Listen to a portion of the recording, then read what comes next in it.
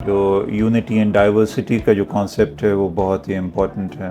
Spiritual experience جو religion کا ہے وہ علیحدہ ہو گیا, ریچول علیحدہ ہو گیا, پرفارمیٹیو جو ایکٹ ہے اس کا وہ علیحدہ ہو گیا. جو جدیدیت آئی ہے, جدیدیت نے ٹریڈیشن کو ہمارے شعور کا حصہ بنانے کی بجائے اسے ہمارے شعور سے نکال کے باہر پھینک دیا.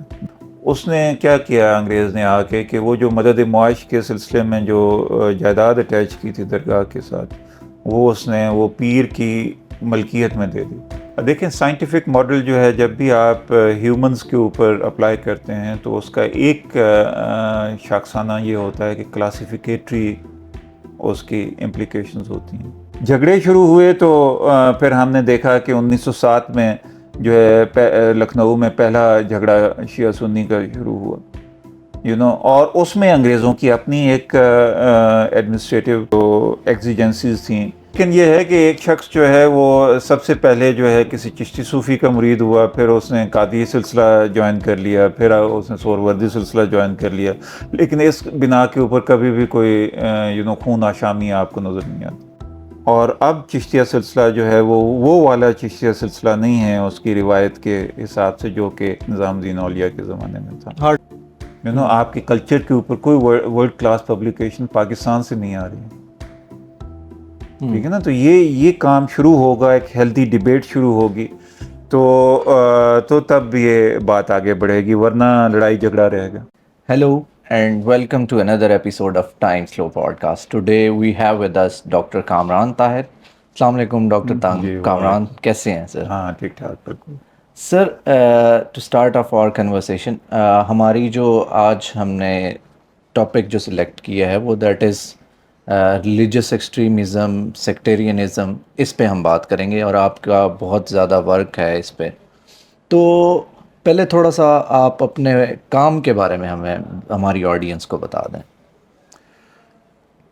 یہ جو سیکٹیرینزم اور فنڈامنٹلزم وغیرہ کی طرف جو دھیان گیا, یہ سب سے پہلے تو 2004-05 میں میں فیلوشپ پہ گیا تھا یونیورسٹی آف ساؤتھ ہیمپٹن میں.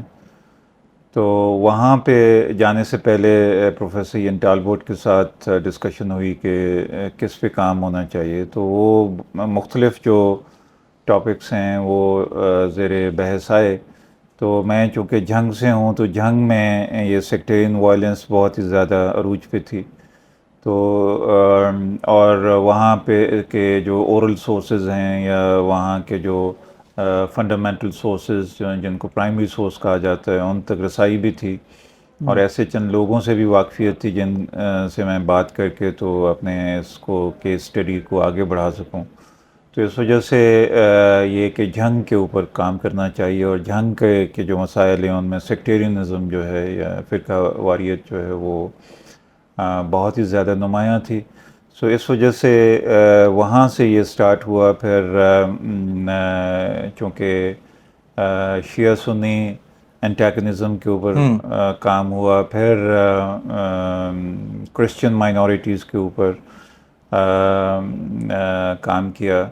تو اور اس کے بعد پھر ختم نبوت کے اوپر, اور ختم نبوت as an instrument of exclusion وہ دیکھتے ہوئے تو احمدی ایکسکلوژن کے اوپر, ہاں اس کے اوپر جو ہے وہ ریسرچ کی. تو اس طرح سے یہ آگے بڑھتا چلا گیا, اور یہ سوشو کلچرل ہسٹری میں میرا انٹرسٹ, حالانکہ میری پی ایچ ڈی جو ہے وہ لیجسلیٹو ہسٹری میں ہے, لیکن وہ انٹرسٹ شفٹ ہوا اس سائڈ پہ. اور پھر اربن ہسٹری میں ین ٹالبوٹ اور میں نے مل کے کتاب لکھی لاہور کے اوپر. لیکن اسی دوران ہی میں کیمبرج میں تھا, تو وہاں پہ مجھے کچھ دوستوں نے اپروچ کیا کہ ایک ہم کتاب مل کے کر رہے ہیں اور تمہیں شامل اس میں کرنا چاہتے ہیں. تو ہم نے مل کے پھر یہ جو فیتھ بیسڈ وائلنس جو ہیں, دیوبندی ملیٹنسی ان پاکستان, یہ جواد سید ہیں آج کل کلمس میں ہوتے ہیں, انہوں نے مجھے اپروچ کیا تھا. سو ہم نے مل کے یہ کتاب کی. تو اس کتاب کی لانچ جو ہے وہ انہوں نے نیو یارک میں کی تھی. اچھا. اور ہم سب ادھر گئے اور وہاں پہ بڑا انہوں نے اس کو لانچ کیا بڑے ہی تو اس کو احتشام کے ساتھ. لیکن یہ چونکہ لندن سے پبلش ہوئی تو یہاں پہ یہ کتاب انٹروڈیوس نہیں ہو سکی اس طرح سے. لیکن یہ ہے کہ یہ دیوبندی جو ملیٹنسی ہے اور چونکہ اسپائے صحابہ جو تنظیم ہے وہ بھی دیوبندی مکتبہ فکر سے ہی تھی. تو وہ دیوبندی فیتھ بیس ملیٹنسی جو ہے اس کو اس کے اوپر جو اس کتاب کا ہاں اس سبجیکٹ بنا. کتاب کا جو یہ اینگل ہے وہ میں نے کور کیا. ٹھیک ہے سر. اچھا سر، ابھی ریسنٹ جو 2021 کی جو ہیومن رائٹس کمیشن کی رپورٹ ہے اس میں یہ کہا گیا ہے کہ پاکستان جو ہے وہ ورسٹ ہے ان کیس آف مطلب اپنا ریلیجس جو ایکسٹریمزم ہے، پرسیکیوشن آف مائنورٹیز ہے، ان کی جو مائنورٹیز کی جو ہولی سائٹس ہیں ان پہ بہت زیادہ اس پہ یہاں پہ وہ سیف نہیں ہے. تو as a historian and scholar how do you see that کہ وچ ور دوز فیکٹرز جو کہ جو current state of religious freedom ہے پاکستان میں اس پہ ہم پہنچے ہیں؟ دیکھیں جب پاکستان کی ہسٹری پہ جب بھی ہم بات کرتے ہیں تو ایک بات جو ہے وہ بہت ہی ذہن میں رکھنے کی ضرورت ہے. وہ یہ کہ ہمارے ہاں جو یونٹی اینڈ ڈائیورسٹی کا جو کانسیپٹ ہے وہ بہت ہی امپورٹنٹ ہے. ہمارے ہاں ڈائیورسٹی کو سیلیبریٹ کیا جاتا رہا ہے اور ڈائیورسٹی ایک ایکسیپٹڈ نارم رہا ہے ہماری سوسائٹی میں بھی اور اسٹیٹ لیول کے اوپر بھی انگریزوں کے آنے سے پہلے تک. اچھا. اور جو 4 یا 5 بڑے امپورٹنٹ جو کلچرل سٹرینڈز ہیں وہ یہاں پہ پائے جاتے رہے ہیں. اس میں انڈس ویلی سویلائزیشن کا سٹرینڈ ہے، اس میں ٹرکش سٹرینڈ ہے، اس میں پرشین سٹرینڈ ہے، عربک سٹرینڈ ہے اور پھر ماڈرن برٹش سٹرینڈ ہے. سو یہ 5 یا 6 سٹرینڈز ہیں جو کنفلیٹ ہوئے ہیں، جو اکٹھے ہوئے ہیں تو ہماری شخصیت بنی ہے، اجتماعی شخصیت بنی ہے. اب انگریزوں کے آنے کے ساتھ جو کلونیل ایکسپیرینس جو ہمارا رہا ہے اس میں ہم یہ دیکھتے ہیں کہ 19ویں صدی کے آخر میں 3-4 چیزیں جو ہیں وہ یہاں پہ ہوئی ہیں جن کو کہ علمی سطح کے اوپر میرا خیال ہے ان کے اوپر ڈیبیٹ ہونی چاہیے. ایک تو یہ ہے کہ درگاہ سے شفٹ ہوا ہے مسجد کی طرف ہمارا، صوفی سے مولوی کی طرف اور اورالٹی سے لٹریسی کی طرف اور ٹریڈیشن سے ماڈرنٹی کی طرف. یہ شفٹ جو ہوئے ہیں انہوں نے ہمارے ہاں ریلیجس ایکسپیرینس جو ہے اس کا جو اسپریچول اینگل ہے اس کو بالکل ہی ریچول سے علیحدہ کر دیا. اسپریچول ایکسپیرینس جو ریلیجن کا ہے وہ علیحدہ ہو گیا، ریچول علیحدہ ہو گیا، پرفارمیٹیو جو ایکٹ ہے اس کا وہ علیحدہ ہو گیا. تو پرفارمیٹیو جو ڈائمنشن ہے ریلیجن کی وہ بہت ہی زیادہ نمایاں ہو کے سامنے آ گئی ہے اور اسی کو ہی ہم نے اپنی بیس بنا لی ہے. اور وہ جو ایک اسپریچول ایکسپیرینس ہوتا تھا جس کے اوپر بیس تھا ہمارا ہیومنزم، وہ بالکل ہی ہم نے اس کو تاکہ نسیاں پہ رکھ دیا. تو اس وجہ سے میں یہ سمجھتا ہوں کہ اب آپ نماز روزہ زیادہ کرتے ہیں، عمرے پہ زیادہ جاتے ہیں، حج کے اوپر زیادہ جاتے ہیں، زیادہ تعداد میں لوگ جاتے ہیں، لیکن جو سوشل ایلمنٹس ہیں وہ زیادہ سے زیادہ ایگریویٹ ہو رہی ہیں. جو آپ کے سماجی بیماریاں ہیں، جو آپ کی کلچرل ڈپریوٹی ہے وہ زیادہ شدید ہوتی چلی جا رہی ہے. کیونکہ اسپریچول اینگل جو ہے وہ بالکل ہی میٹیگیٹ ہو گیا ہے، وہ بالکل ہی معدوم ہو گیا. اور اس میں جو بہت زیادہ جو رول ہے وہ میں سمجھتا ہوں کہ کلونیل ایرا میں جو انگریزوں کی پالیسی ہے اس کا بہت زیادہ رول ہے. یہ جو ماڈرنٹی آئی ہے، جو جدیدیت آئی ہے، جدیدیت نے ٹریڈیشن کو ہمارے شعور کا حصہ بنانے کی بجائے اسے ہمارے شعور سے نکال کے باہر پھینک دیا. بنیادی وجہ تو یہی ہے اور ہم نے اس کو ایمبریس کر لیا. مطلب یہ ہے کہ بالکل ہی میرا تو ماننا یہ ہے کہ جو نوآبادیاتی تجربہ ہے اس نے ایک نیا انسان بنا دیا ہمارے. اب مرزا غالب کے عہد میں جس طرح کے لوگ بستے تھے وہ اس جیسے لوگ اب آپ کو نہیں ملیں گے. ایک تو وقت بدل گیا لیکن روایت بالکل ہی ختم ہو گئی, ایک نئی روایت بنی. پہلے جو روایت کا ایک جو منبع ہوتا تھا وہ آپ کی سرزمین ہوتی تھی. اب آپ اور سرزمین جس کے ساتھ آپ ایسوسیٹ کرتے تھے. اب جو آپ کی روایت کا منبع ہے وہ لندن اور نیو یارک اور واشنگٹن ہے. جس کے ساتھ آپ ریلیٹ نہیں کر سکتے, لیکن آپ ایسوسیشن نہیں ہے آپ کی کوئی. نہیں ہے, لیکن آپ کی جو علمی یا ایپسٹمک جو روایت ہے وہ وہاں سے چلی آ رہی ہے. آپ کی امیجیسی آف یور لیوڈ ایکسپیرئنس جو ہے آپ کو وہ مل ہی نہیں رہا.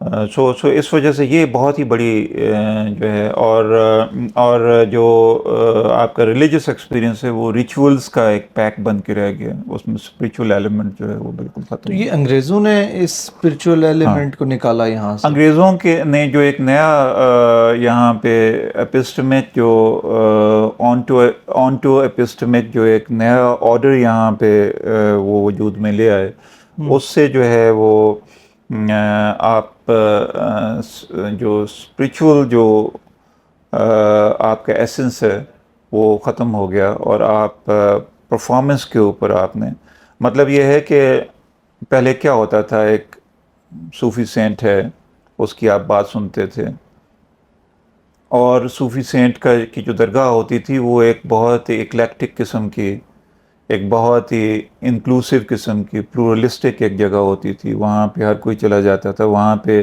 کسی بھی درگاہ میں یہ نہیں پوچھتے تھے کہ ہاں بھئی تم ہندو ہو, تم سکھ ہو, تم مسلمان ہو, تم یا کیا تمہارا عقیدہ کیا ہے. وہاں پہ ہر کوئی چلا جاتا تھا. وہاں پہ روٹی بھی مل جاتی تھی, وہاں پہ کھانا بھی کھا لیتے تھے لوگ. سیلیبریشنز ہوتی تھیں ہاں ڈفرینٹ ہوتی قسم کی. تھی, جو عرس ہوتا تھا یا جو میلہ لگتا تھا اس میں ہر طرح کے لوگ.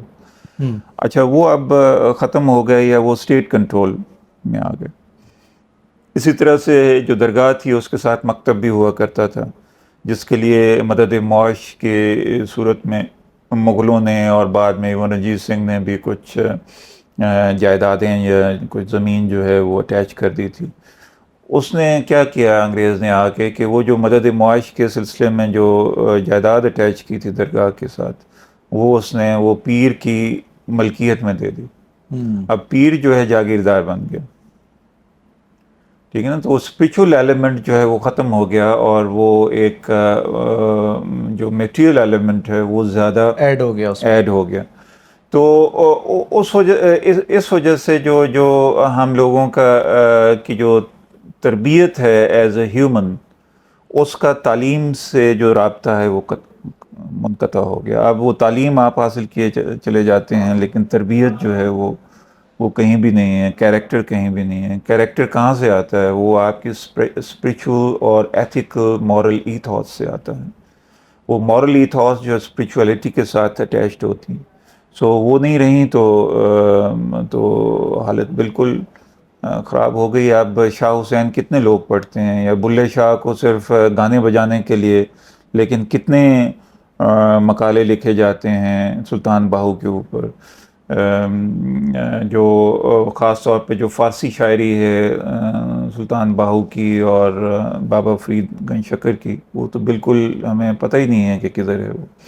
اور ان کی جو پنجابی شاعری ہے اس تک رسائی نہیں ہے. یہی حال رحمان بابا کا ہے, یہی حال جو ہے سچل سرمس کا. آئی ایم شور کہ ان کی اتنی بری حالت نہیں ہے جتنی پنجاب کے صوفیوں کی ہے, لیکن پھر بھی وہ آپ کی مین سٹریم میں سے, آپ کی مین سٹریم کانشسنس سے یہ لوگ جو ہیں نکل چکے ہیں.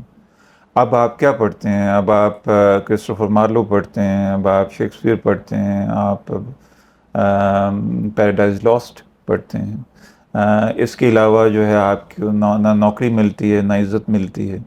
آپ کا جو تعلق ہے آپ کی ان روایات کے ساتھ جن کا تعلق آپ کی سرزمین کے ساتھ تھا وہ کٹ گیا, اور یہ کلونیل ایکسپیرینس نے کیا. لیکن سر اگر ہم ویسٹ سے کمپیریزن کریں تو وہاں کا جو ایک انسان ہے, ٹھیک ہے, وہ بھی تو سیم فیز سے گزر رہا ہے. وہاں پہ بھی تو اسپرچویلٹی جو ہے وہ اس کو بھی تو, لیکن وہ جو ایک کلچر ہے ان کا وہ وہاں پہ بہت حد تک زندہ ہے. کیونکہ وہ اپنی سرزمین کے ساتھ جڑے ہوئے ہیں. مثلا اگر آپ دیکھیں کہ کتنی کتابیں برٹش ہسٹری کے اوپر لکھی گئی ہیں, اور ان کے لٹریری ایکسپیرینسز کے اوپر لکھی گئی ہیں. تو ہمارے ہاں تو بالکل اشر اشیر بھی نہیں. ہمارے ہاں مطلب یہ ہے کہ وہ لوگ جو کہ ہماری دھرتی یا ہمارے کلچر کا نمائندہ ہیں ان کے اوپر کتنا ہی ریسرچ ہوئی ہے. اب ریسرچ اگر ہو بھی رہی ہے تو وہ باہر کی یونیورسٹیوں میں ہو رہی ہے. ابھی میاں محمد بخش کے اوپر یونیورسٹی آف شکاگو میں کام ہو رہا ہے. ہمارے یہاں پہ تو نہیں ہو رہا, نہ ہی اگر ہو بھی رہا ہے تو وہ اس معیار کا کام نہیں ہے. سو اور اس کی وجہ کیا ہے کہ دھرتی سے جب آپ کا تعلق ٹوٹتا ہے تو آپ کی کلاسیکی ٹریڈیشن بھی ختم ہو جاتی ہے. اور پاکستان کا جو ایپسٹمک جو سسٹم ہے یا نظام تعلیم جو ہے وہ واحد ایسا نظام تعلیم مجھے نظر آتا ہے جس کی فاؤنڈیشن کلاسیکل ٹریڈیشن کے اوپر نہیں ہے. آپ ہوا میں کھڑے ہیں, آپ بالکل ہی پیوست نہیں ہیں کسی بھی جگہ کے اوپر. اینکر جہاں پہ آپ نے ہونا ہوتا ہے ٹریڈیشنلی وہ اینکریج نہیں ہے. So that is the reason کہ آپ جو ہے اور اسپریچویلٹی جو ہے اور جو آپ کا کلچر ہے جو اسپریچویلٹی کے ساتھ جڑا ہوتا ہے وہ آپ میں یونٹی کریٹ کرتا ہے, آپ میں اتحاد جو ہے وہ فورج کرتا ہے. جب وہ میٹیریلٹی آ جاتی ہے تو پھر آپ میں تقسیم شروع ہوتی ہے. سر یہ جو چیز ایکسکلوژن کی ہے, ٹھیک ہے, جو ایکسکلوژن ہے اور ایک گروپ بنا دیا جاتا ہے کہ یہ گروپ ہے یہ ریلیجن کے نام پہ, تو that ultimately leads to violence. اور جو ہمارے ہاں ہے وہ ڈو یو بلیو کہ سب سے زیادہ یہ جو ایکسکلوژن ہے that is against the minorities اور that leads to the violence, اور اس میں مائنورٹیز جو ہیں وہ سب سے جو برنٹ ہے مین اس چیز کو فیس کرتے ہیں. اس میں دو چیزیں امپورٹنٹ ہیں سمجھنے کی. پھر سے میں انگریزوں کے جو ایکسپیرینس کی طرف جاؤں گا. دو چیزیں ہوئی. ایک تو انٹرپریٹیشن جو ہے آپ نے ریلیجس ٹیکسٹ کی انٹرپریٹیشن جو علماء نے کی. اچھا, انٹرپریٹیشن زیادہ اہم ہو گئی اصل ٹیکسٹ سے. یہ ہمیشہ دریدہ بھی یاک دریدہ کا بھی یہی ہے کہ جب آپ چیزوں کے الفاظ کے معنی تلاش کرتے ہیں یا کسی بھی عبارت کے معنی تلاش کرتے ہیں تو وہ ویسے تو فلوئڈ ہوتے ہیں لیکن وہ معنی زیادہ امپورٹنٹ ہو جاتے ہیں اصل ٹیکسٹ سے. وہ جو مطلب یہ ہے کہ توضیح یا تشریح یا انٹرپریٹیشن یا آپ کیا کہیں گے اس کو, قرآن کی تفسیر جو ہے وہ زیادہ امپورٹنٹ ہو جاتی ہے جو قرآن کے اصل متن سے, میسج سے. سو انٹرپریٹیشن جو ہے, اور وہ انٹرپریٹیشن جو ہے وہ زبانی نہیں تھی, وہ لکھی ہوئی تھی. سو وہ ایک سکہ بند ہو گئی چیز. دوسرا جو ان کا الیکٹورل جو پروسیس تھا انگریزوں کا, اس میں تقسیم جو ہے کلاسیفیکیشن کا جو ماڈل ہے انگریزوں کا. دیکھیں سائنٹیفک ماڈل جو ہے جب بھی آپ ہیومنز کے اوپر اپلائی کرتے ہیں تو اس کا ایک شاخسانہ یہ ہوتا ہے کہ کلاسیفیکیٹری اس کی امپلیکیشنز ہوتی ہیں. یہ چیز اس سے مختلف ہے, یہ شخص اس سے مختلف ہے, اس شخص کی کیا خصوصیات ہیں, یہ راجپوت ہے, یہ بریو ہے, یہ مینلی ہے, یہ جاٹ ہے, یہ بہت ہی اچھا فزیوکریٹ ہے, یہ اچھا سولجر ثابت ہو سکتا ہے, یہ بہت ہی میسکولن ہیں, یہ فلاں کمی ہیں. یہ اس سے کیا ہے کہ آپ جو معاشرے کو مختلف کمپارٹمنٹس میں تقسیم کر دیتے ہیں. یہ الیکٹرل جو پروسیس ہے اس کو انفولڈ کرنے کے نتیجے میں. اور دوسرا ایک بہت ہی امپورٹنٹ جو کام ہوا 1872 میں, وہ سینسس جو رپورٹس آئیں. سینسس میں فلاں کا نام, اس کے والد کا نام, اس کا مذہب, اس کی قوم آپ نے فکس کر دی اس کیٹیگری. اب وہ ایک کیٹیگری سے دوسری کیٹیگری میں نہیں جا سکتا. لیکن کاسٹ پہلے بھی تو تھی لیکن پہلے فکس نہیں ہوتی تھی. اچھا ہاں, پہلے social mobility somehow. Malik Kafur جو ہے وہ from a nobody to خزانے کا وزیر بن گیا. اسی طرح سے یہ جو سلطنت غلامہ جو ہے پوری ہوئی, سارے غلام تھے لیکن بادشاہ بن گئے. تو لیکن یہ جو انگریزوں نے آ کے یہ جو فکس کر دیا تو اس سے اس کے خلاف جب بھی ریوولٹ ہوئی پھر وہ ریوولٹ پھر ہمیشہ وائلنٹ ہوتی. یہ وائلنس جو ہے that was a revolt against that system. میرا سمجھنا تو یہی ہے.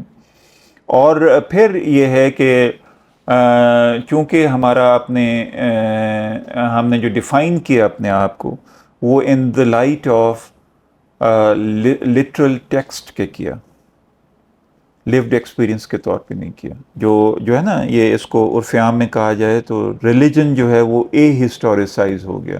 ریلیجن میں جب آپ ہسٹوریکل ایکسپیرینس کو نکال دیتے ہیں تو وہ ٹیکسٹ رہ جاتا ہے.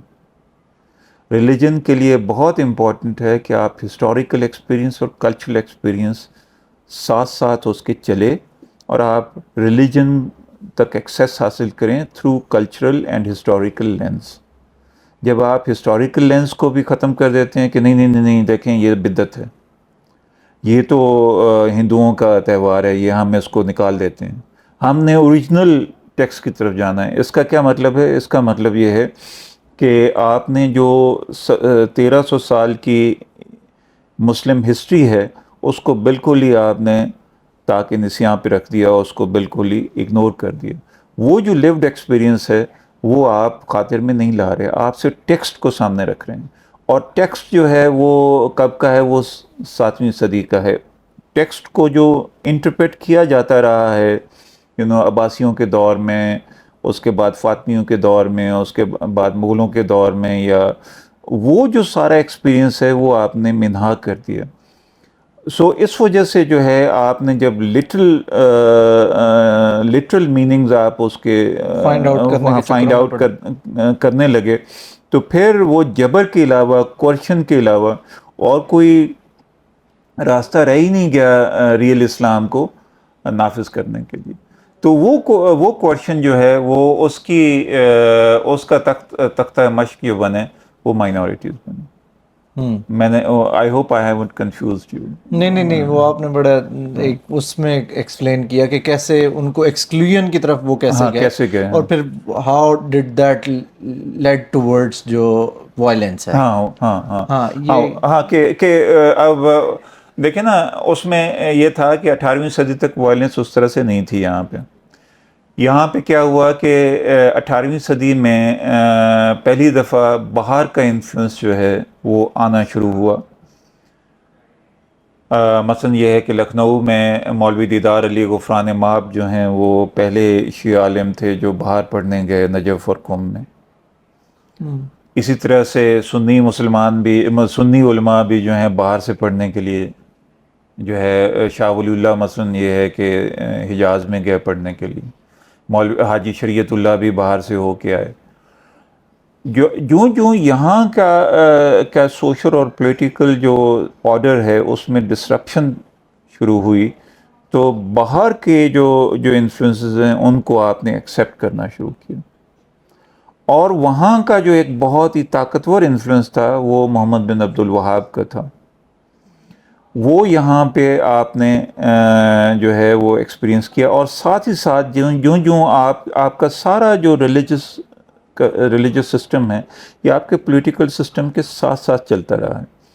پولیٹیکل سسٹم میں جب ڈسرپشن پیدا ہوئی اور پھر 1857 کے بعد جو ہے آپ کا پولیٹیکل کنٹرول کہیں بھی نہیں رہا تو پھر آپ نے یہ سوچا کہ بھئی ہمیں تو بیک ٹو بیسکس جانے کی ضرورت ہے کیونکہ ہم اچھے مسلمان نہیں ہیں, اس وجہ سے ہمارے اوپر یہ حالات کوشچن کرنے لگ گئے. سو اس سے نکلا کیسے جائے؟ اس سے نکلا اس صورت میں جائے کہ اگر ہم بالکل وہی روایات اور اسی طرح کا طرز زندگی واپس لے کے آئیں جو حضور اکرم صلی اللہ علیہ وسلم کے زمانے میں تھا یا ان کے صحابہ اکرام کے زمانے میں تھا. تو وہ اب پریکٹیکلی تو پاسبل نہیں تھا لیکن انہوں نے وہ کوشش کی. اب وہاں سے انٹرپریٹیشنز کا دور شروع ہوا.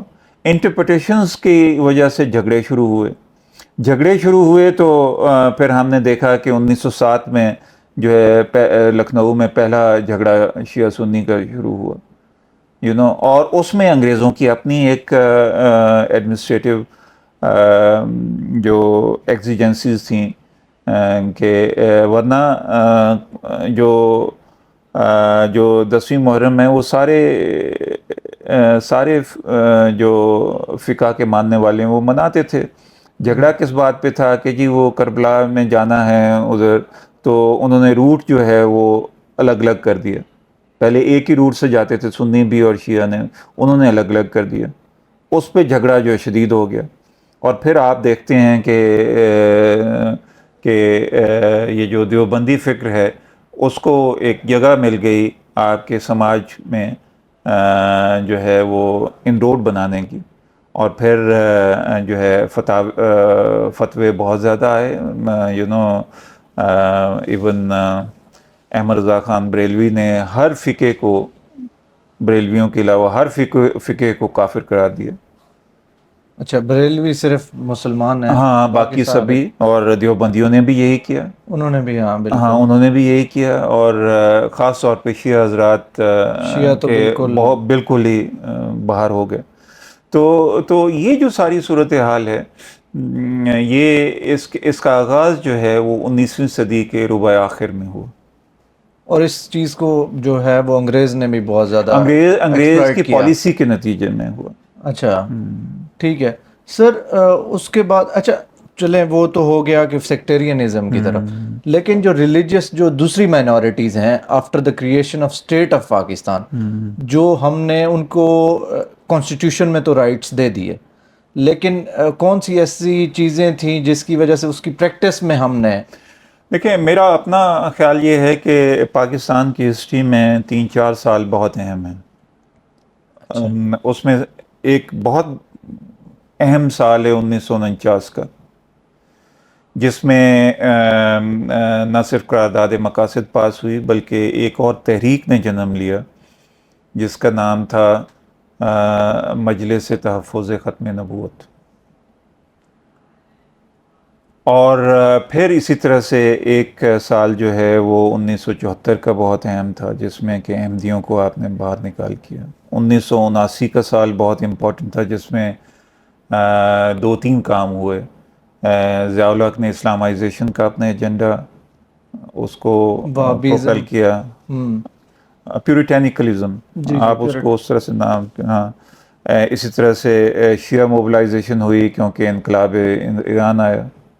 تیسرا یہ ہے کہ افغانستان کے اوپر جو روسیوں نے حملہ کر دیا. یہ 3 چیزیں ہوئیں جس کی وجہ سے جو پاکستان کی جو سماجی اور سیاسی رخ جو ہے وہ متعین ہوا آگے.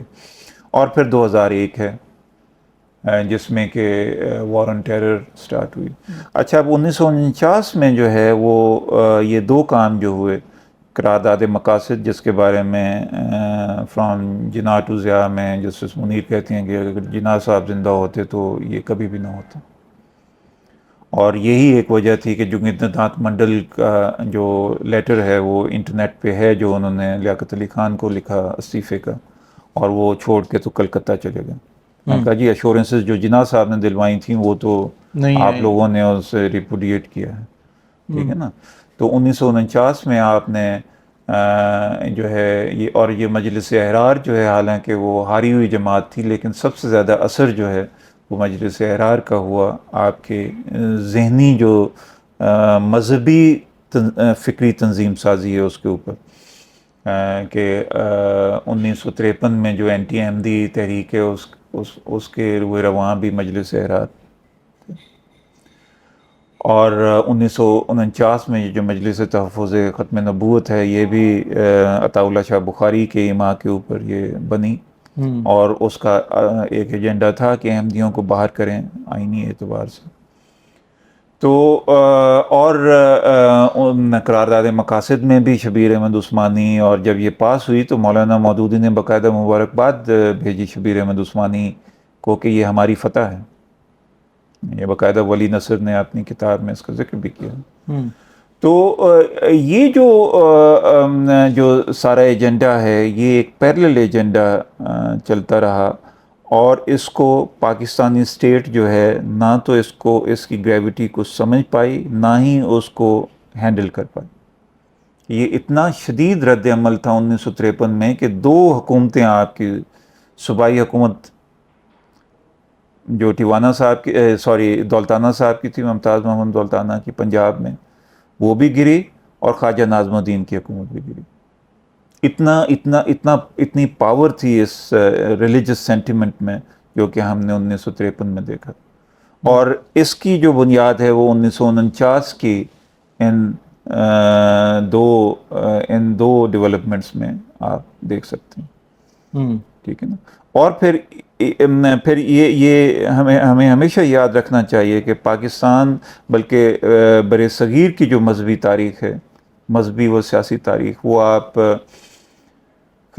تحریک خلافت کے بغیر نہیں سمجھ سکتے، کیونکہ وہ تحریک خلافت میں پہلی دفعہ سیاست میں مذہبی عناصر نے انٹری ڈالی. اور پاکستان کی ہسٹری میں 1953 کا جو اس میں جو موبلائزیشن ہوئی ہے ریلیجس فیکٹس کی، ریلیجس فیکشنز کی، اس نے آگے آ کے کتنا اثر ڈالا ہے، اس کو اسٹڈی ہم نے پراپرلی نہیں کیا. نہ ہی ہمارے جو اسٹیٹ کے لوگ ہیں وہ ان کو ابھی بھی سمجھ نہیں ہے اس بات کی. اور سمجھنا بھی نہیں چاہتے. سمجھنا چاہتے بھی نہیں ہے. میرا خیال ہے وہ یہ جو ٹی ایل پی کا جو ہے، اور ٹی ایل پی کا جو اسٹیبلشمنٹ کے ساتھ جو تعلق ہے، یہ اس بات کی غمازی کرتا ہے کہ ہمارے جو اسٹیٹ لیول کے ڈیسیژن میکرز ہیں وہ اس بات کو قطعاً سمجھنا نہیں چاہتے، یا سمجھے نہیں ہیں کہ یا وہ پاکستان کے مستقبل میں ان کا انٹرسٹ نہیں ہے، کہ وہ صرف اپنی گیم کھیل رہے ہیں، کہ پاکستان کس طرح سے یہاں پہ کیسے امن آئے، یہاں پہ کس طرح سے ایک جو رول آف لا قائم ہو، اور یہاں پہ کس طرح سے سارے جو فرقے ہیں وہ امن کے ساتھ رہیں. یہ ان کے ڈائیورسٹی کو کیسے ایکسیپٹ کیا جائے، یہ ان کے اپنے انٹرسٹ میں نہیں لگتا. حالانکہ اب فیکٹس جو سیکٹس ہیں جو کرسچن ورلڈ میں جتنے ہیں اتنے اسلام میں نہیں ہیں. آپ انگلینڈ میں جا کے دیکھیں، ہر جو ان کا گرجا گھر ہے وہ کسی نہ کسی سیکٹ کے ساتھ منسوب ہے، لیکن وہاں پہ پروٹیسٹنٹس اور کیتھولکس کی، یا آگے اینگلیکن چرچ والوں کی کتنی لڑائیاں آپ سنتے ہیں کہ ہوتی ہیں. نہیں ہوتی، کیونکہ اسٹیٹ وہاں پہ نیوٹرل ہے. یہاں پہ جو ہے کسی نہ کسی حد تک آپ سپاہی صحابہ آپ نے قائم کی، پھر تحریک نفاذ فقہ جعفریہ قائم ہو گئی، اس میں سپاہی محمد بن گئی، لشکر جنگوی بن گیا، پھر ٹی ایل پی بن گئی. کہ ان کی جتنی پذیرائی عوام میں ہے، میرا خیال ہے یہ سٹینڈ نہیں کر سکتے اگر ان کو پیچھے سے سپورٹ نہ ہو. اور یہ طارق کھوسہ صاحب تو کہتے ہیں کہ وہ جب ہم نے پکڑا مولوی حق نواز جھنگوی کو، تو وہ یہ ایس پی تھے جنگ کے، تو ضیاء الحق کا فون آیا کہ چھوڑ دو اس کو. So you have your own ulterior motives, and you are not sincere with the people of Pakistan, whosoever is doing that. You actually don't want peace in the state. You are not sincere with Pakistan or the people living in Pakistan. سر جو T L P ہے اور بریلوی جو sect ہے، وہ کیا پہلے بھی اتنا ہی وائلنٹ تھا جیسا کہ اب وائلنس ان کی نظر آ رہی ہے اسٹریٹس پہ، یا ان کی اگینسٹ مائنورٹیز جیسا کہ وینڈلزم ہے، برننگ آف پراپرٹیز ہے مائنورٹیز کی، کیا وہ پہلے بھی اتنے ہی وائلنٹ تھے؟ حالانکہ ان کو تو تھوڑا سا یہ سمجھا جاتا ہے کہ وہ اسپرچولی زیادہ ہیں. دیکھیں، یہ اس میں جب معین الدین چشتی اجمیری یہاں پہ آئے، اور پھر نظام الدین اولیاء کا وقت آیا، نظام الدین اولیاء سے پہلے بابا فرید گنج شکر پاک پٹن میں آ کے تو بسے، تو تب تو یہ ایک اسپریچول اور بہت ہی اکلیکٹک اور سنکریٹک موومنٹ تھی بریلوی کی. یہ بریلویزم تو بعد میں، یہ تو احمد رضا خان نے، یہ تو ایک جو اولیاء کی موومنٹس تھیں. اور ایک شخص جو ہے بیک وقت چار مختلف سلسلوں کے ساتھ منسلک رہتا تھا، لیکن کبھی بھی لڑائی نہیں ہوئی. یہ ہم نے نہیں دیکھا کہ جی یہ فلاں چشتی ہے اور فلاں سہروردی ہے اور آپس میں ان کا جھگڑا ہو، یا کسی نے کسی کو گولی مار دی ہو یا تلوار چلا دی ہو. میڈیول ایجز میں آپ کو یہ نہیں ملے گا, مجھے تو کم از کم نہیں ملا. ہاں ان کے اپنے ڈفرینسز تھے لیکن وہ بڑے لیکن یہ ہے کہ ایک شخص جو ہے وہ سب سے پہلے جو ہے کسی چشتی صوفی کا مرید ہوا, پھر اس نے قادری سلسلہ جوائن کر لیا, پھر اس نے سہروردی سلسلہ جوائن کر لیا, لیکن اس بنا کے اوپر کبھی بھی کوئی خون آشامی آپ کو نظر نہیں آتی. ٹھیک ہے نا. تو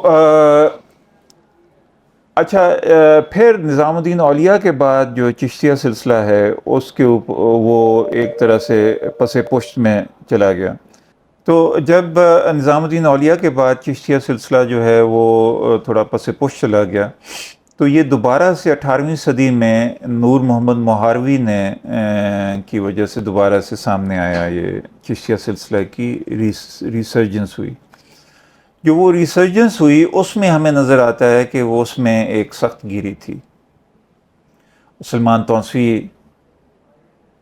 پھر ان کے مرید خاص تھے, خلیفہ بھی تھے, باقاعدہ ادھر کیمپین تھی اور ادھر انہوں نے شیعہ جو لوگوں کو سنی بنانے کا باقاعدہ ایک عزم کیا ہوا تھا.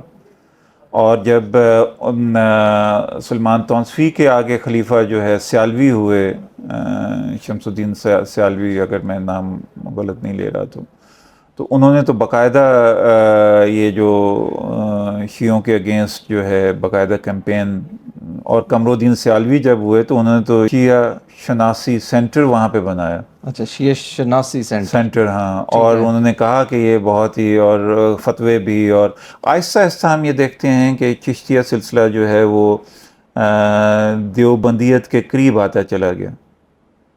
اور اب چشتیہ سلسلہ جو ہے وہ والا چشتیہ سلسلہ نہیں ہے اس کی روایت کے حساب سے جو کہ نظام الدین اولیاء کے زمانے میں تھا. ہارڈ لائنر ہو گئے, زیادہ روایت پرست ہو گئے. اور مور لیس یہی جو قادریہ سلسلے بھی, اب یہ ممتاز قادری جو ہے قادریہ سلسلے سے تھا. تو یہ جو ہے یہ بات کرنا کہ جی یہ شروع ہی سے امن پسند تھے اور وہ امن پسندی ان کی سرشت میں شامل ہے, میرا خیال ایسا نہیں ہے. سوچ ہوئے یہ ایسا. ہاں, اور ملتان میں جو ہے باقاعدہ سکھوں کے خلاف جنگوں میں بھی انہوں نے حصہ لیا, صوفیوں نے, جھنگ میں بھی یہی ہوا. اور ایسا یہ دیکھیں, صلح جوئی کی جو بات ہے وہ بہت حد تک آپ کے جو جس طرح کا سیاسی نظام ہے اس کے ساتھ منسلک ہوتی ہے. آپ کو سیاسی پروٹیکشن حاصل ہوتی ہے, سلطان آپ کے ہاتھ پہ بیعت کر لیتا ہے, اور وہ اس کی طرف سے آپ کو امرات بھی ملتی ہیں, تو آپ کو لڑنے کی ضرورت ہی نہیں. جب یہ ساری امرات چلی جاتی ہیں تو پھر آپ تلوار سونپ لیتے ہیں. تو یہ کہنا کہ جی بریلوی جو ہیں وہ امن پسند ہیں, تو وہ ایسا نہیں ہے. اور دوسرا یہ ہے کہ ٹی ایل پی نے تو یہ جو ساری جو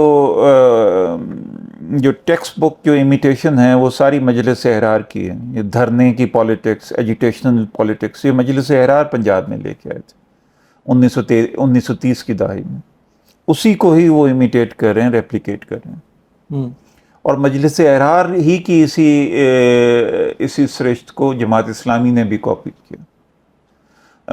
سپاہ صحابہ بھی مجلس احرار سے, اگر آپ حق نواز جنگوی کی تقریریں سنیں تو وہ ایک تو اپنے ہاتھ میں کلاڑی رکھتے تھے, اور کلاڑی مجلس احرار کا سمبل تھا. اور وہ جو ہیں ان سارے لوگوں سے بہت ہی زیادہ متاثر تھے جو کہ دیوبند سے جن کا تعلق تھا اور جو مجلس احرار کے سکھیل تھے. جو مجلس احرار کا سمینہ وان کی تو کتاب ہے, پی ایچ ڈی کا تھیسس ہے, لیکن اس کے اوپر میں نے بھی کام کیا ہے. جو ہمارے ہاں پولیٹیکل ایکٹیویزم ہوا ہے اور اس میں جو ریلیجس ایکسکلوژن بہت ہی شدت کو پہنچی ہے, اس میں مجلس احرار کا بہت ہی بڑا ہاتھ ہے. اچھا sir, religious exclusion, religious extremism, persecution of minorities, اس چیز نے سوشل جو فیبرک ہے اس کو کتنا امپیکٹ کیا ہے؟ بہت. سوشل فیبرک آپ کا بالکل ہی جو ہے نا, it has been torn apart. Social fabric کہاں ہے؟ آپ کی سوسائٹی جو ہے وہ بالکل ہی پولرائز ہو گئی ہوئی ہے. آپ کے ہاں جو ہے وہ جو ایک ہم آہنگی ہے جو آپ میں آپ کا نیشنلزم بھی وہ مجھے تو نظر نہیں آتا کہ وہ آپ میں وحدت یا یکسانیت کا کوئی ایمبلم بن کے سامنے آیا ہو. بلکہ ریلیجن تو is a reason for divisiveness, is not a reason for unity. یہ ڈویژنری پاکستان کے کیس میں تو زیادہ ڈویژنری. وہ ہر جگہ پہ ڈویژنری ہے. فسپرس it is an instrument of exclusion and division. اس کو ہم نے بنایا نہیں ہے، اس کو ہم نے یونٹی کا کاز نہیں بننے دیا.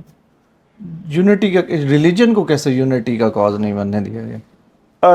یونٹی کا کاز یہ ہے نا کہ آپ نے پاکستان تو اس بنا پہ لیا تھا کہ سارے مسلمان یہاں پہ رہیں گے، اور یہ تھا کہ آپ نے ریلیجن کے ان عناصر کو زیادہ ان کے اوپر زیادہ توجہ دینی تھی جو کہ یونٹی کو انوائٹ کرتے ہیں.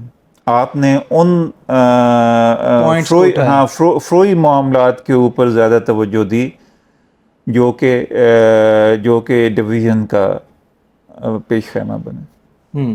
اچھا سر، ہمارا جو کریکولم ہے ابھی تو یہ بھی بات ہو رہی ہے کہ جو سنگل نیشنل کریکولم ہے یہ ہیومن رائٹس کی رپورٹ میں ہے کہ یہ تو ایکسکلوژن پیدا کر رہا ہے. آپ ایک جو ہے ایک تو لینگویج، لوگوں کی ایک لینگویج ہے جو کہ ایتھنک گروپس ہیں ڈفرینٹ، ان کی لینگویج کو آپ اگنور کر رہے ہو. دوسرا جو لیٹس سے کہ کوئی اسلامک اسٹڈیز نہیں پڑھنا چاہتا، پہلے سوشل اسٹڈیز ہوا کرتی تھی، وہ اس طرف جانا چاہتا ہے تو آپ اس چیز کو بھی ختم کر رہے ہو.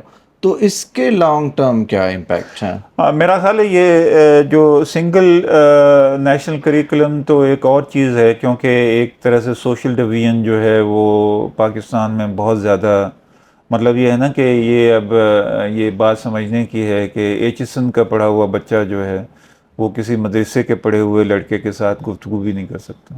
ان میں کچھ بھی کامن نہیں. تو کہیں نہ کہیں کوئی کامنالٹی ہونی چاہیے. یہ ایک تو بات ہے. دوسری بات یہ ہے کہ جو پاکستان جو ہے وہ ایک ماڈرنسٹ پروجیکٹ ہے. پاکستان از اے ماڈرنسٹ پروجیکٹ. ماڈرنسٹ پروجیکٹ میں جو اسٹینڈرڈائزیشن ہے وہ بہت ہی امپورٹنٹ ہو جاتی ہے. اسٹینڈرڈائزیشن کا کیا مطلب ہے کہ ہمارے ہاں جتنی پلورالٹی ہے، جتنی ڈائیورسٹی ہے، اس ڈائیورسٹی کو ختم کر کے ایک جو لیول ہے، ایک سٹینڈرڈ کے اوپر سب کو لے کے آنا. اب ہم دونوں غالباً پنجابی ہیں لیکن گفتگو ہم اردو میں کر رہے ہیں، یا اکثر پنجابی جو آپس میں جو پڑھے لکھے ہوتے ہیں وہ انگریزی میں گفتگو کرنے کی کوشش کرتے ہیں اگر بے شک نہ بھی آتی ہو تو یہ کیا ہے؟ Because we have lost faith in our own language, in our own dialects. ہر 8ویں میل کے اوپر آپ کا کلچر بدل جاتا ہے، ہر 12ویں میل کے اوپر آپ کا ڈائلیکٹ بدل جاتا ہے، اور ہر ڈائلیکٹ اور ہر لینگویج کے ساتھ ایک نالج سسٹم اٹیچڈ ہوتا ہے. آپ ایک لینگویج کو ختم کرتے ہیں تو اس کے ساتھ ایک نالج سسٹم جو ہے وہ ختم ہو جاتا ہے. سو آپ یہ اسٹینڈرڈائزیشن کی کاسٹ جو ہے وہ آپ اس طرح سے پے کر رہے ہیں کہ آپ اتنے سارے جو نالج سسٹمز ہیں ان کو ختم کرتے چلے جا رہے ہیں. ان کے اوپر باقاعدہ ریسرچ کرنے کی بجائے، ان کو زندہ کرنے کی بجائے، ان کو ریوائیو کرنے کی بجائے آپ ان کو آبلیٹریٹ کر رہے ہیں. تو یہ تو بہت ہی بڑی زیادتی ہے. آپ کی سوسائٹی بہت ہی وائبرنٹ سوسائٹی ہو سکتی ہے اگر آپ ان سارے ڈائلیکٹس کو، ان کے ساتھ اٹیچ جو روایات ہیں ان کو آپ دوبارہ سے ریوائیو کریں. اور یہ ریوائیو کیسے کریں گے؟ جب آپ کے ہاں نالج پروڈکشن کا عمل شروع ہوگا. نالج پروڈکشن کا عمل شروع ہوگا تو صحیح معنوں میں آزادی آئے گی. آپ اپنی ریپرزنٹیشن جو ہے، اپنی قومی اور اپنے علاقائی ریپرزنٹیشن ہمیشہ پروڈکشن آف نالج کے ذریعے سے کرتے ہیں. آپ کے اوپر کتابیں تو ساری انگریز لکھ رہے ہیں. این ٹالبوٹ کی کتاب ابھی میں آپ کو دکھا دیتا ہوں، ہسٹری کی سب سے اچھی کتاب وہی ہے پاکستان کے اوپر. آپ کیا کر رہے ہیں؟ جیوگرافی کے بارے میں نے تو کبھی کسی پاکستانی کی کتاب نہیں دیکھی پاکستان کے اوپر. اینتھروپولوجی جو ہے وہ سرگودا کے اوپر کتاب جو ہے وہ میتھیو نیلسن کی ہے. آپ سوئے ہوئے ہیں، آپ کیا کر رہے ہیں؟ اسلام آباد کے اوپر سب سے اچھی کتاب ابھی آئی ہے کچھ سال پہلے، مارکس ٹیکسل کی، آپ نے کیوں نہیں لکھی بھائی؟ دوسرے باہر کے لوگ کیوں آ کے کر رہے ہیں؟ کیوں لکھتے ہیں؟ ابھی یہ سارا جو اسلام کے اوپر بھی جو سارا کام ہو رہا ہے وہ یا پرنسٹن میں ہو رہا ہے یا ادھر ہو رہا ہے کولمبیا میں ہو رہا ہے یا میگل میں ہو رہا ہے. آپ کیا کر رہے ہیں؟ آپ صرف جو ہے وہ لڑائی جھگڑا کر رہے ہیں. اسلامک انٹرنیشنل یونیورسٹی میں وہ ان سے پوچھیں گے تو وہ کہیں گے کہ جی دنیا کا سارا کام ہی ہم کر رہے ہیں، لیکن نظر کہاں آ رہا ہے؟ I haven't seen any world class publication. آپ کے کلچر کے اوپر کوئی ورلڈ کلاس پبلیکیشن پاکستان سے نہیں آ رہی ہے. ٹھیک ہے نا؟ تو یہ کام شروع ہوگا، ایک ہیلدی ڈیبیٹ شروع ہوگی تو تب یہ بات آگے بڑھے گی، ورنہ لڑائی جھگڑا رہے گا.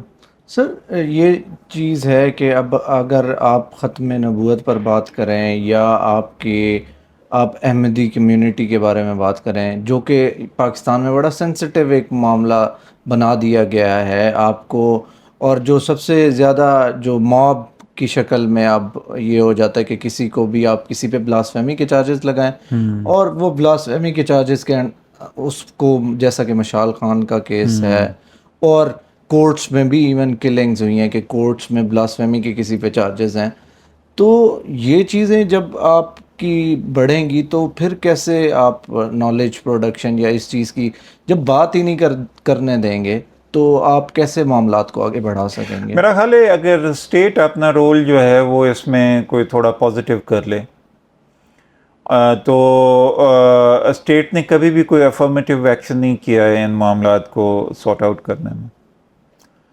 1953 کے بعد جب 1954 میں یہ ساری 1953 کی جو بھی تحریک چلی تھی اس کی جب بھی انویسٹیگیشن ہوئی تو 2 علماء کو سزائے موت ہو گئی تھی، لیکن وہ آپ نے وڈرا کر لی. آپ ڈر جاتے ہیں، آپ افرمیٹیو ایکشن نہیں کرتے. اسٹیٹ کی ریٹ جب چیلنج کرتے ہیں مذہبی لوگ تو آپ بالکل ہی بکری بن جاتے ہیں. تو اسٹیٹ کی ریٹ کو آپ کو قائم کرنا ہوگا ان اے پازیٹیو سینس. وہ یہ نہیں ہے کہ ہر ایک کو اٹھا لو اور اٹھا کے تو غائب کر دو، یہ اسٹیٹ کی ریٹ نہیں ہے. اسٹیٹ کی ریٹ یہ ہے کہ رول آف لا جو ہے اس کو آپ کو انشور کرنا ہے. رول آف لا سے کو ہر کوئی چیلنج بھی کرتا ہے اور اس کو کوئی پوچھ بھی نہیں سکتا. تو اس کے اوپر آپ کو ایک کنسنسس ڈیولپ کرنا ہوگا کہ بھئی رول آف لا بے شک کوئی بھی اگر اس کو وائلیٹ کرے تو اس کی امپلیکیشنز کیا ہوں گی، اور اسٹیٹ کو اس کے لیے حرکت میں آنا پڑے گا. چونکہ اسٹیٹ آپ کی کمپرومائز کر لیتی ہے تو، اور جب اسٹیٹ کمپرومائز کر لیتی ہے تو تھانے کے باہر 200 بندہ اکٹھا ہو جائے تو تھانہ جو ہے وہ بالکل ہی سرنگوں ہو جاتا. تو یہ اس کو جو ہے آپ کو you have to forge consensus, اور کنسنسس جو ہے اس طرح کا وہ ڈیموکریٹک پریکٹسز کے ذریعے سے ہی آتا ہے. آپ کے ہاں چونکہ ڈیموکریسی جو ہے اس کی آرگینک گروتھ نہیں ہوئی، وہ پولیٹیکل انجینئرنگ اور ری انجینئرنگ کے ذریعے سے ڈیموکریسی آپ کی چلتی رہی ہے. تو اس وجہ سے آپ کنسنسس کرنے کی کسی بھی صلاحیت سے محروم ہو چکے ہیں. آپ پاورفل ڈیسیژنز نہیں لے سکتے. مطلب یہ ہے کہ اب بات عجیب سی ہے. اب یہاں پہ پتہ نہیں لوگ کیا سمجھیں کہ نہرو جو ہے، جواہر لال نہرو، وہ تو جلسوں میں لوگوں کو ڈانٹ دیا کرتا تھا. سو یہاں پہ کیا ہے، یہاں پہ آپ you jump on the bandwagon. آپ میں اتنی مورل کریج نہیں ہے. سو یہ مورل کریج جو ہے وہ دکھانے کی ضرورت ہے، اور یہ واضح کرنے کی ضرورت ہے کہ لا سپریم ہے. لا سپریم ہوگا، کانسٹیٹیوشن سپریم ہوگا تو یہ مسائل حل ہوں گے. اگر لا اور کانسٹیٹیوشن کو وائلیٹ کیا جاتا رہے گا ود امپیونٹی تو پاکستان کا کوئی مستقبل نہیں ہے. پھر یہاں پہ افراتفری رہے گی. یہ طوائف الملوکی پہلے سے ہے، بنانا ریپبلک یہ پہلے سے بن چکی ہے. تو اب آگے یہ شکر ہے کہ سوشل لیول کے اوپر ابھی ڈسرپشنز نہیں ہوئیں، ورنہ ایک شخص جو ہے آ کے کسی کے گھر میں گھس کے تو لوٹ مار کر دے، لوگوں کو مار ڈالے، تو چونکہ رول آف لا تو ہے ہی نہیں تو اس کی تو کوئی پوچھ پرتیت ہی نہیں ہوگی. تو اس وجہ سے دس از ویری امپورٹنٹ کہ بھئی جو ریاستی قانون ہیں اس کے مطابق اگر کسی نے بلاسفیمی کی بھی ہے تو اس کو آپ لاء کے مطابق اس کو انویسٹیگیٹ کریں, اور اگر وہ جھوٹا ثابت ہوتا ہے تو پھر جس نے وہ رپورٹ درج کروائی ہے وہ اس کو پکڑنا چاہیے. سر اس عید پہ کچھ ایسے ایونٹس ہوئے جس میں یہ تھا کہ احمدیوں کو قربانی نہیں کرنے دی گئی, ان کی مسجدیں بند کر دی جاتی ہیں, اور آپ کا جو آرٹیکل 5 ہے وہ یہ کہتا ہے کہ آپ, اور قائد اعظم نے بھی کہا تھا کہ آپ فری ہیں to go to your temples to mosques, جو بھی آپ کرنا چاہیں. تو پھر تو آپ نے جو باتیں کی یا جو آپ نے وعدے کیے یا جو آپ نے ایک قانون بنایا تو اس پہ تو آپ عمل نہیں کرا پا رہے, آپ تو فیل ہو چکے ہیں. پھر بات تو وہیں پہ نہیں, وہ بالکل ہو چکی ہے, اور قائد اعظم کی تو کوئی بھی بات, کسی بھی بات کا پاس نہیں رکھا گیا. قائد اعظم نے تو یہ بھی کہا تھا کہ فوج کو جو ہے وہ آئین کے حدود کے اندر رہنا ہے, تو کہاں ہے, وہ کون ہے, بیرکس میں رہے. ہاں. تو انہوں نے تو سول سرونٹس کو بھی کہا تھا کہ آپ نوکر ہیں عوام کے. تو کدھر سکندر مرزا اور ملک غلام محمد اور ان لوگوں نے کیا خدمت کی پاکستان کی. سو قائد اعظم اور قائد اعظم کی بہن اور یہ وہ سارا وہ بس کتابوں کی حد تک ہے. قائد اعظم کا کے جو قول اقوال ہیں وہ بس 14 اگست کو اور 23 مارچ کو جو ہے وہ ٹی وی پہ دکھانے ہیں, یا جو ہمارے سربراہان حکومت ہیں ان کی تقریروں کی زند بننے کے لیے ہیں. اقبال کی جو پوئٹری ہے وہ بس جو ہے وہ بس پڑھ کے تو دوسرے کان سے نکالنے کی ہے. ان کا تو فارسی کا کلام آپ پڑھیں تو وہ تو اتنی ریڈیکل باتیں کرتا ہے کہ یہ تو ان لوگوں کو تو ہضم ہی نہیں ہوگی. اسی لیے تو ان کا اقبال کا پرشین کلام جو ہے وہ کہیں نہ پڑھا جاتا ہے نہ ہی سمجھا جاتا ہے. میں نے ایک اپنی ٹیچر کے ساتھ جو ہے لگ کے وہ پڑھنا شروع کیا اور میں تو حیران رہ گیا. یار وہ تو ہر چیز کو سپر اسٹرکچر ہی وہ تو فنا کر کے رکھ دیتا ہے. سو اس وجہ سے جو آپ کی جو ساری سیاست ہے اور آپ کی سارے جو سماجی جو ترجیحات ہیں وہ ذاتی اغراض و مقاصد کے ارد گرد گھومتی ہیں. Sir how do you see role اور relation with Saudi Arabia particularly, اور اس نے اس کیس میں سیکٹیرینزم میں ہمارے ہاں کیا کنٹریبیوشن کیا؟ دیکھیں جو میں نے پہلے کہا نا کہ 1979 بہت ہی امپورٹنٹ ہے. اس میں جب شیعہ موبلائزیشن ہوئی تو اس کے نتیجے میں ایک تو ضیاء الحق خود جو ہیں ان کا اپنا عقیدہ جو ہے وہ بھی سامنے آیا, اور باقاعدہ یہ مریم ابو ذہب کی ریسرچ ہے کہ سعودی عربیہ نے آپ کی فنڈنگ کی تھی پوری مدرسوں کی ایک آرک بنانے کے لیے, محراب بنانے کے لیے. خیبر پختونخوا سے لے کے بلوچستان تک اس طرح سے محراب ایسے بنے تاکہ وہاں سے آنے والے انفلوئنس کو روکا جا سکے. ٹھیک ہے نا. اور یہ جو جمعیت علماء اسلام ہے اور جماعت اسلامی نے بھی کسی حد تک, اور سپاہ صحابہ کے حوالے سے بھی جو سپاہ صحابہ کو جو فنڈنگ ہوتی تھی وہ اب عراق سے ہوتی تھی, سعودی عربیہ سے ہوتی تھی جب صدام حسین تھا. تو ہمارا اپنا جو میں تو خود یہ کہتا ہوں کہ ہمارا جو ساؤتھ ایشین اسلام ہے اس کی ایتھوس ڈیفرنٹ ہے, اس کی ہسٹری ڈیفرنٹ ہے, اس کی ٹریجیکٹری ڈیفرنٹ ہے. ہم لوگ جو ہیں وہ ہمارا ہیومنزم کا کانسیپٹ ڈیفرنٹ ہے. ہمارا ہیومنزم جو ہے صوفی روایت سے جڑا ہوا ہے. اس وجہ سے ہم لوگوں کو اپنی سول سرچنگ کرنے کی ضرورت ہے. ہمیں اپنی دھرتی کے ساتھ جو جڑی ہوئی روایات ہیں ان کے ساتھ منسلک ہونے کی ضرورت ہے, اور ہسٹری اور جغرافی کو ملا کے دیکھنے کی ضرورت ہے. ہماری جو پالیسی میکنگ ہے, ہمارا جو تاریخی شعور ہے, اس میں ہماری جو جغرافی ہے اور جغرافی سے جو بھی نکلنے والی روایات ہیں وہ بالکل ہی ختم کر دی گئی. وہ کون سی روایات ہیں اور وہ کس طرح سے ہمارے کام آ سکتی ہیں، یہ اب ایکیڈیمکس کا کام ہے، اور ایکیڈیمکس کو اس بات کی فریڈم بھی ملنی چاہیے اور ان کی حوصلہ افزائی بھی ہونی چاہیے کہ بھائی وہ دوبارہ سے ان ساری چیزوں کو ڈگ آؤٹ کریں۔ آپ سمجھتے ہیں کہ جو ریلیجن اور پولیٹکس ہے اس کو الگ ہونا چاہیے؟ بالکل ہونا چاہیے، کیونکہ ابھی تک جو ہمارا تجربہ ہے وہ یہ ہے کہ جو ریلیجن نے ہمیشہ پولیٹکس کو نقصان پہنچایا ہے اور پولیٹکس نے ریلیجن کے اسپرٹ کو نقصان پہنچایا ہے۔ سو ریلیجن کو ہمیں سوشو کلچر ریالٹی کے طور پہ ایکسیپٹ کرنا چاہیے، اور پولیٹکس جو ہے وہ پولیٹیکل ہے۔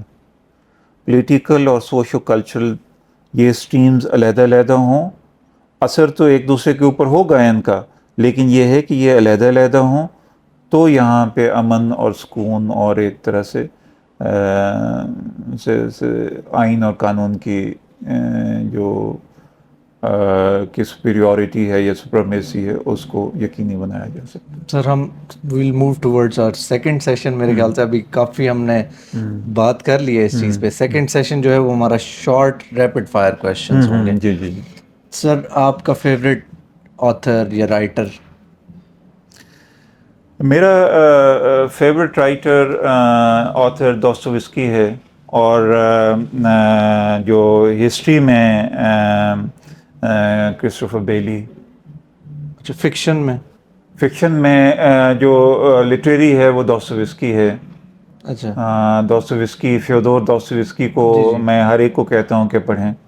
میں ویسے کرائم اینڈ پنشمنٹ اس کی میں نے شروع کی ہے۔ ہاں، اور وہ برادر کرامازوف بھی، انسلٹڈ اینڈ اور ہیومیلیٹڈ۔ سر آپ کی اتنی بڑی لائبریری ہے تو یہ آپ کتنی کتابیں پڑھ چکے ہوں گے ایک سال میں؟ ویسے کتنی پڑھ لیتے ہیں؟ مطالعے کا مجھے ویسے شوق ہے، اور میرا جو بیشتر وقت ہے وہ لکھنے پڑھنے میں ہی گزرتا ہے۔ تو یہ لائبریری جو ہے، یہ میں 5 سال کے لیے کیمبرج گیا تھا تو یہ یہیں پہ چھوڑ گیا تھا، تو یہ گم ہو گئی ہیں میری تو کافی ساری کتابیں جو مجھے دوبارہ مل نہیں رہیں، اور وہ مجھے کئی دفعہ بڑی مشکل ہوتی ہے کہ وہ چونکہ جب بھی کوئی کام کر رہا ہوتا ہوں تو وہ کتابوں کی ضرورت ہوتی ہے، اس وقت پتہ چلتا ہے کہ وہ کتاب گم ہو گئی۔ تو اس کا 1/3 جو ہے وہ گم ہو چکی ہیں، اور کچھ میرے گھر پہ ہیں۔ تو یہ تقریباً دیکھی تو ساری یہ کتابیں ہیں، ساری نہیں پڑھی، کیونکہ یہ اس میں سے کتابیں جو ہیں اکثر وہ کوئی اگر فیکٹ چیک کرنا ہو تو وہ کئی کتابوں کی ضرورت پڑتی ہے، یا کوئی سائٹیشن دینی ہو تو ہاں، تو اس کے لیے پھر چونکہ ہمارے ہاں اصل میں لائبریریز جو ہیں وہ انیڈیکویٹ ہیں، کوئی بھی آپ کے ہاں پورے ملک میں بین الاقوامی سطح کی لائبریری نہیں ہے، تو آپ کو اپنی کلیکشن رکھنا آپ کے لیے مجبوری بن جاتا کہ اہم کتابیں آپ کے پاس اپنے ہوں۔ تو اس وجہ سے یہ میرا جو شوق ہے وہ کتابیں خریدنا ہے، اور کتابیں پڑھنا ہے اور لکھنا ہے، چونکہ میں کالم بھی لکھتا ہوں ہر ہفتے، اور کئی دفعہ جو ہے وہ ساتھ ساتھ بک ریویو بھی کرنا پڑتا ہے۔ تو اس وجہ سے کتابوں کے ساتھ میرا شغل جو ہے وہ، اور موسیقی کے ساتھ بہت شوق ہے۔ میں بہت شوق سے سنتا ہوں موسیقی بھی، فلمیں دیکھنا، اور میں نے بہت کچھ سیکھا ہے فلموں کے ذریعے سے، کلاسیکل فلمیں دیکھ کے، اور کیونکہ کئی دفعہ ناول پڑھ کے تو پھر اسی ناول کے اوپر بنی ہوئی فلم دیکھنا، یہ ایک میرا شوق رہا ہے۔ مطلب یہ ہے کہ آپ نے وار اینڈ پیس پڑھا، بڑی مشکل سے وہ 6 مہینے لگے تھے اس کو پڑھنے میں، پھر وار اینڈ پیس فلم دیکھی، تو اور ان میں جو آپس میں فرق ہے جہاں جہاں پہ، وہ اس کو آئیڈینٹیفائی کرنا، یہ بھی ایک جو ہے وہ شوق ہے۔ فیوریٹ مووی کون سی ہے all time favourite? Dilip Kumar میرا فیوریٹ اداکار رہے ہیں، اور ان کی گنگا جمنا بہت ہی مجھے اچھی لگی۔ بین ہر انگریزی میں بہت پسند ہے، بین ہر بھی، گاڈ فادر بھی، اور میں ویسے جو ہے وہ مارلن برانڈو کو بہت پسند کرتا ہوں۔ مارلن برانڈو کی تقریباً ساری بڑی فلمیں میں نے دیکھی۔ اچھا سر، کوئی آخر میں پیغام دینا چاہیں؟ دیکھیں، پیغام یہی ہے کہ رول آف لاء یہاں پہ قائم ہو اور یہاں پہ جو فریڈم، 3 چیزیں ہیں جو بہت ہی امپورٹنٹ ہوتی ہیں: فریڈم، ایمپتھی اور کمپیشن. اس کی بنیاد کے اوپر جو ہے سوسائٹی بنتی ہے. فریڈم جو ہے وہ بہت ضروری ہوتی ہے کیونکہ اس سے انسان کی جو صلاحیتیں ہیں وہ اجاگر ہوتی ہیں، ورنہ نہیں ہو سکتی. ٹھیک ہے نا. Freedom to think and freedom to speech and freedom to write and act, یہ. اور اسی طرح سے جو ایک دوسرے کے لیے ایمپتھی کا، ایک دوسرے کے درد کو محسوس کرنا اور انسانیت کو آپ اپنا مقصد حیات بنائیں. انسانیت ہی جو ہے وہ that is the biggest reality, instead of your narrow goals and objectives. تو یہ چیز ہے کہ فریڈم، ایمپتھی، کمپیشن، یہ 3 چیزوں کو اگر ہم پکڑ لیں اور قومی سطح کے اوپر ان کو آگے لے کے چلیں تو میرا خیال ہے کہ تب کچھ بہتری آ سکتی ہے ہمارے. Thank you sir, thank you so much for your time.